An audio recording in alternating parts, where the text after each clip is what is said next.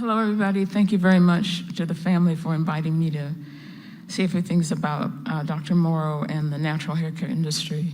I run a company called Sisterlocks, which will very soon celebrate our 30th anniversary.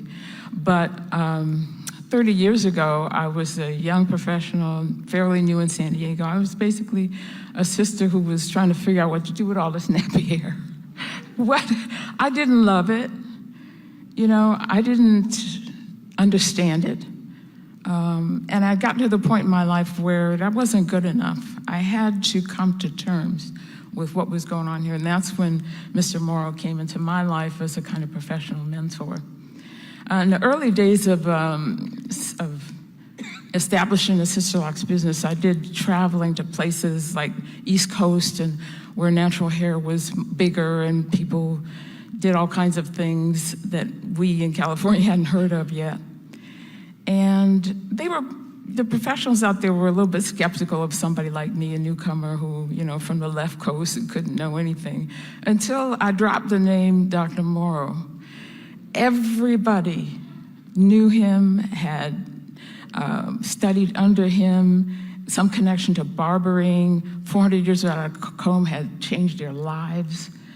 And so in a way, acknowledging that I was standing on greatness and depth and understanding, and had a direct mentor in that regard, got me a long way, really, in making the kind of connections that can help you succeed. So that's the first thing I wanted to say.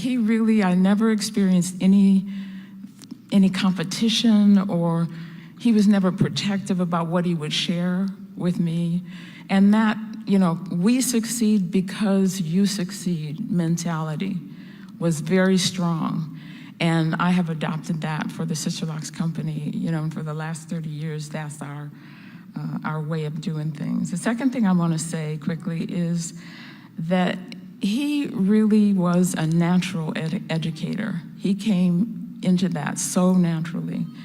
And I was a professor by, you know, my day job, kicked off my shoes and did hair at night, like so many sisters and, you know, people that we in our communities.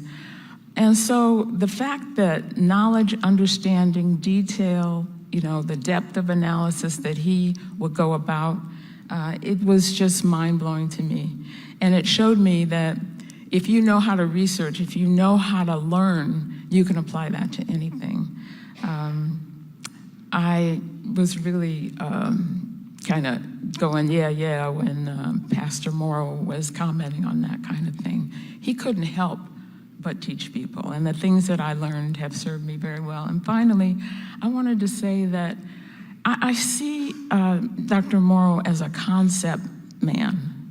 He wouldn't just do things on the surface. He had to understand the inner workings of things that were going on. And I was able to benefit from being around him at a time when I was trying to get this hair thing straight. That was a pun, wasn't it?